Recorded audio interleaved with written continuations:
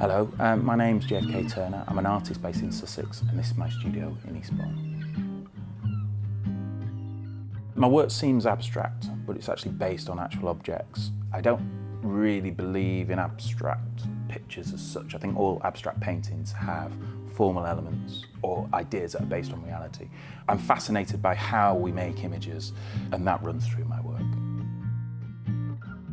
My process starts by finding objects I just find on the floor, but objects taken out of their context become quite strange and odd. It could be broken fragments of bigger things, it could be door handle, it could be absolutely anything. I use all sorts of different processes to turn that into a two-dimensional image. I might draw it with pencil, I could draw it on an iPad, I could make a photogram of it, I could make a print of it. Once I've turned the object into a drawing and broken it down into a two-dimensional image, I then reconstruct it, and I could reconstruct it by drawing it and then painting it onto a surface. But I can also then start adding other materials on top of that.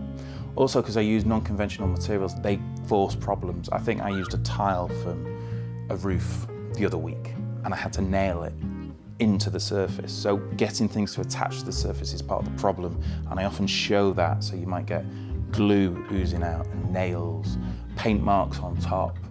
So again, a bit like sculpture more than painting, you get this reaction between materials working together. So it changes in each painting, but I guess the process or the thinking behind it stays the same.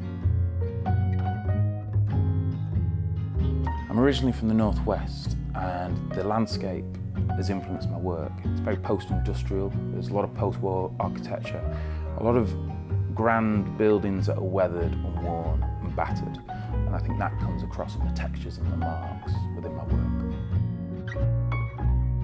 I work in series, and I'll work on a large body of work at the same time, so I might actually have 30, 40 paintings on the go of different sizes, and it could take me a year from when I start the first one to when I've actually finished it. The reason I do that is because it stops you being as precious. If you're more free and loose, you end up with more interesting accidents happening. Even though my work's made from everyday found materials and based on things that people throw on the ground, it's not about recycling, it's not ethical, it's not moral, it's not making a point. I'm just reacting to the world around me. And the world around me is one where we consume and then discard objects.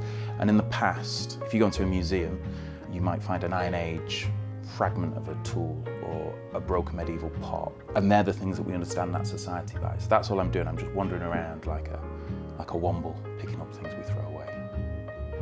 I ultimately make my paintings so I can see the world in a new way. So hopefully, by me looking at the everyday around us, is going to encourage others to look around and maybe see beauty where they didn't see it before.